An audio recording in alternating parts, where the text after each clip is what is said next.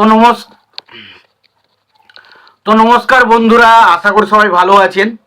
তো বন্ধুরা, এখন যে বিষয়টা নিয়ে কথা বলবো তো সেটা হলো সাকিব খানের দরদ ছবির প্রথম প্রথম বলা যায় একটা স্যাড সং বেরিয়েছে, যেটার নাম হচ্ছে এক প্রেম। দেখুন, হিন্দি ভার্সনটা আমি শুনিনি এখনো পর্যন্ত, বাংলা ভার্সনটা শুনেছি। তো গানটার নাম হচ্ছে এক প্রেম। গানটা আমার কেমন লাগলো তো সেই বিষয়ে আলোচনা করব। তো এই গানটা নিয়ে আমি একটু আশাবাদী ছিলাম, তার কারণ হচ্ছে একটাই, যে যারা যারা ছবিটা দেখেছে প্রত্যেকে কিন্তু এই গানটার প্রশংসা করেছে এবং প্রত্যেকে বলেছে এই গানটা ব্যাপক লেগেছে সিনেমা হলে।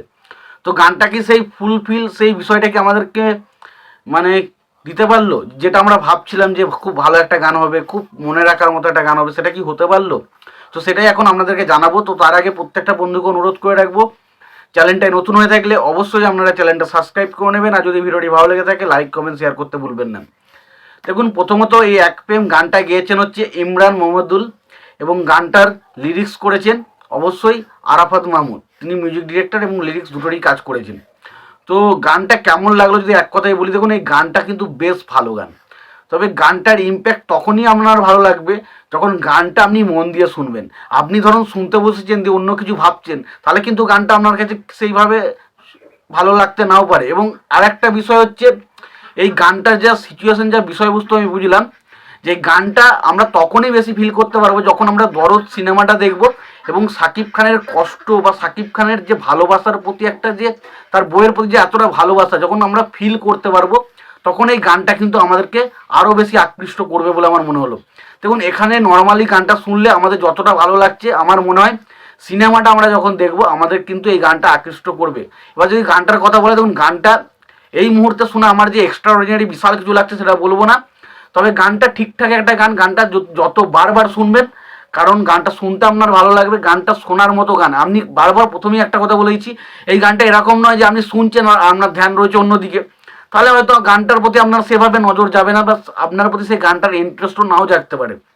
কিন্তু আপনি যদি একা মনে একা ঘরে চুপচাপ বসে বসে গানটা শোনার চেষ্টা করেন, তাহলে কোথাও না কোথাও এই যে গানের লিরিক্সগুলো আপনাকে কোথাও না কোথাও গিয়ে ভাবাবে, কাঁদাবে, গানটা শুনতে আকৃষ্ট করবে। তো সেই জিনিসটা কিন্তু গানটার মধ্যে রয়েছে।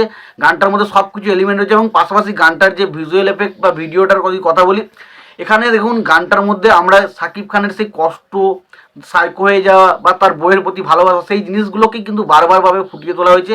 এবং বারবার বোঝা যাচ্ছে এই গানটা যখন একটা সিচুয়েশন আসবে, সেই গানটা কিন্তু আমাদেরকেও ভালো কিছু একটা দেবে, ভালো কিছু একটা জায়গা দেবে, যেটা আমরা যে গানটার প্রতি একটা অন্যরকম আকর্ষণ ফিল করব। তো শুধু নর্মালি দেখুন, সব গান কিন্তু নর্মালি ভালো লাগে না। কিছু গান এমন থাকে যেগুলো যখন আপনি সিনেমা দেখবেন, সিনেমার সিচুয়েশন অনুসারে আপনাকে দারুণ ইমপ্রুভ করবে। আবার কিছু গান এমন থাকে যেগুলো নর্মালি আপনি যখনই শুনবেন তখনই ভালো লাগবে। তো এই গানটা আমার কাছে মনে হচ্ছে সেরকম ধরনের একটা গান, যেখানে আপনি সিনেমা যখন শুনবেন বা সিনেমাটা যখন দেখবেন, আপনাকে কিন্তু এই গানটা বেশি আকৃষ্ট করবে এমনি নর্মালি শোনার থেকে। এবং আপনি এই গানটা যখন একলা মনে বসে বসে শুনবেন, আপনার কিন্তু গানটা আস্তে আস্তে ভালো লাগবে।